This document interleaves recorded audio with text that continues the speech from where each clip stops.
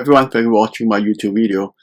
So this is a video talking another very important concept about self.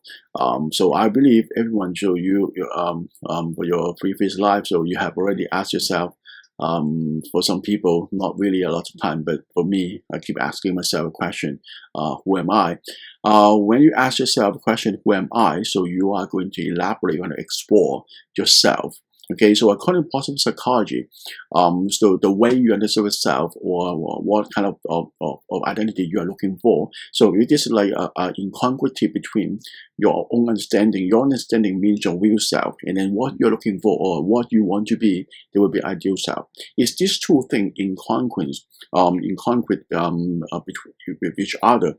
So that will bring human beings a lot of stress and very upset. Okay, so that's why incongruence of real ideal self will be something very bad for your mental health. And that's why for positive psychology, for this topic, I'm going to tell you what happened and then what we can do in order to minimize the incongruity or incongruence, right? Before we start, if you're not yet subscribe my channel, please do so. Please also click the small bell button, and then you will get notification whenever I have new or update video. And then this is also necessary to like and share my video to your friends, especially your friends love psychology but don't have the chance to attending very formal psychology lecture. All right, okay, so let's take a look at the picture. Just look at self, and then the left hand side you see a word called incongruence, and then right hand side you see congruence. All right, so as I previously explained, incongruence means you have very different or extreme understanding of your real self and ideal self. All right, first I have to let you know what actually means real self. Real self means everything of yourself, your self-understanding of you.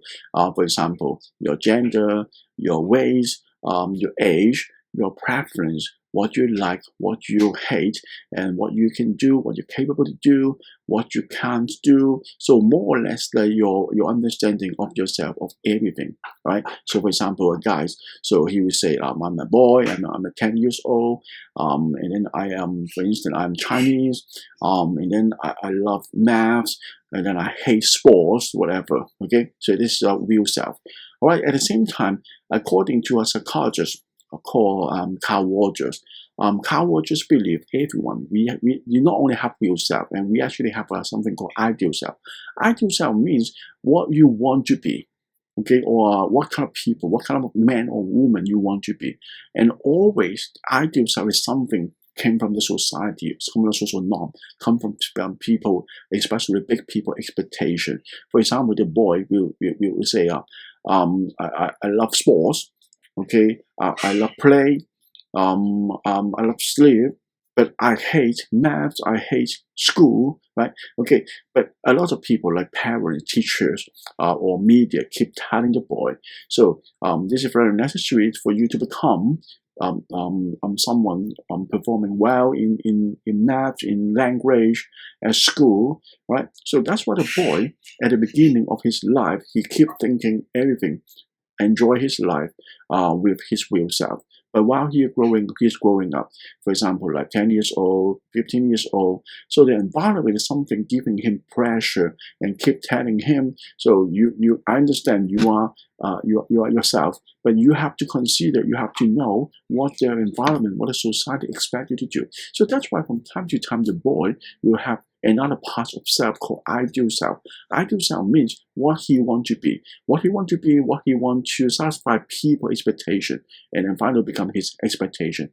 According to Carl Rogers, if we have a lot of incongruence between our real self and ideal self, so we'll be very unhappy, and then our mental health condition will get worse. All right, so that's why I like the boy like this. So he enjoy his life by like playing sports or music, but the ideal self would be something very different than his real self, asking him to do a lot of academic stuff, to do a lot of examination, do a lot of math. So that's why this boy, you can imagine, he's very upset, okay? And then you will know why nowadays we have children and adolescents, they actually have very poor mental health condition. right? Okay, so of course, we go right hand side. For the person like on the right hand side, he's a lot more lucky than the left hand side. Okay, so right hand side. So the boy probably have something about himself, the real self. For example, he like cooking. Okay, so real self. But at the same time, he understands as his parents, school request him or request her to do some music, do some academic stuff. But at the same time, she or he realized he can do or he can satisfy the needs of the people. That's why you will see the overlapping area a lot greater than left hand side. So that's why this person enjoys something about the real self. But at the same time, he can satisfy or he can fulfill the social environment, the school, the teacher, the parent expectation. So that's why in comparison between left, right, so I would say the person on right hand side is more happy or better mental health condition. This is called congruence. In the world, we don't have anyone completely match the ideal self with real self. That means we don't have anyone, the real self 100% fulfill or satisfy the social environment expectation, because the social environmental expectation keep changing, right? So this is the point, right? So we're only talking about the proportion, right? So now we come to the question: is there any possibility so someone at the beginning actually experienced incongruence? That means real self, ideal self pretty apart. Is there any possibility helping him or her making the incongruity lesser or minimized, and then I would be happy? Luckily, this is something we can do. The answer is yes. Okay, so what we can do? So first, we can try to improve our ability. Okay, for example, the small boys, so love playing sports, but at the same time, is that okay for him to do a little bit maths or a little bit language, but not necessarily achieve anything of the environment expectation, just at his or her own pace.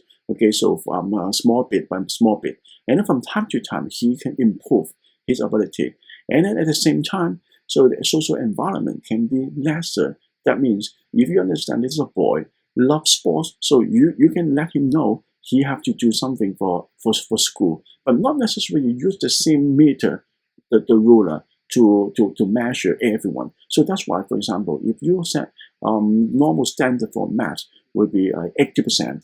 Okay, so what about this kid? Like this kid love playing sports. So what about give him the standard will be, for example, 75 or 65. So that would be a method making the overlapping area a little bit bigger.